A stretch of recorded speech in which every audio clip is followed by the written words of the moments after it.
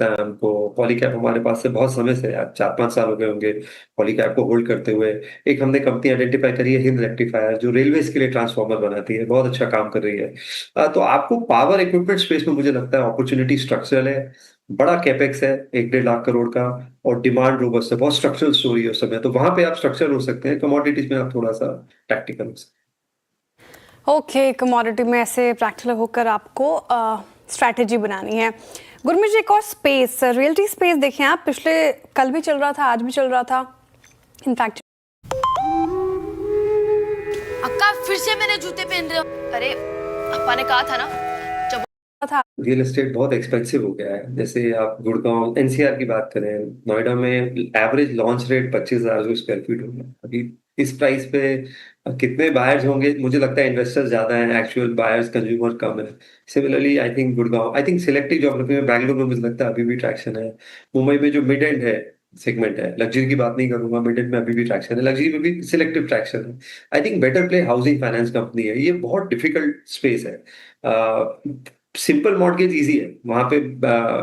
आप जो अपर and affordable housing में credit under writing, distribution network, risk management बहुत स्ट्रांग लगता है। तो एक बार जो कंपनी ये कैपेबिलिटी डेवलप कर लेती है तो ये मोट इजिली जाता नहीं है।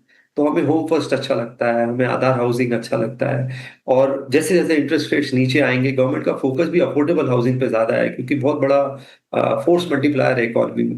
तो हमें ये स्टॉक ज्यादा अच्छे लगते हैं हाउसिंग को प्ले करने में। और जैसे जैसे कॉस्ट ऑफ फंड्स कम होंगे, कंजम्पशन बढ़ेगा, तो आई थिंक अच्छा करना चाहिए। चलिए गुरमीत, बहुत बहुत शुक्रिया आप इस कार्यक्रम में शामिल हुए, बहुत मजा आया आपसे इस बातचीत में आज, बहुत बहुत शुक्रिया। अब एक काम करते हैं, चलते हैं क्लोज की तरफ। इट्स 25232।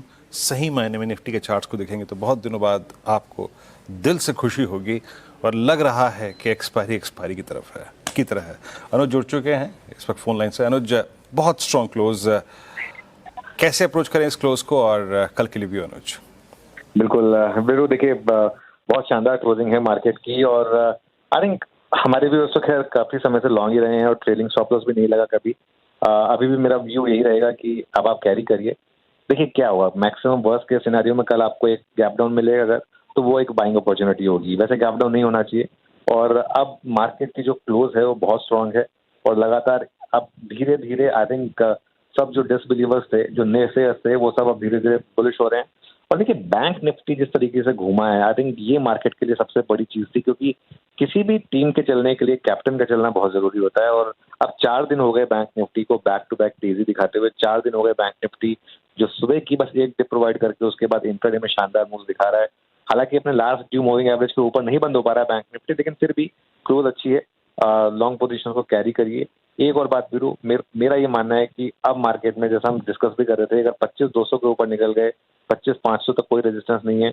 अब भी मेरा ये मानना है कि अब ये वाली जो वीकली स्विंग अब कल शुरू होगी, अगले ट्यूसडे तक मुझे लग रहा है 25,500 25,600 बड़ी तेजी से आ सकता है।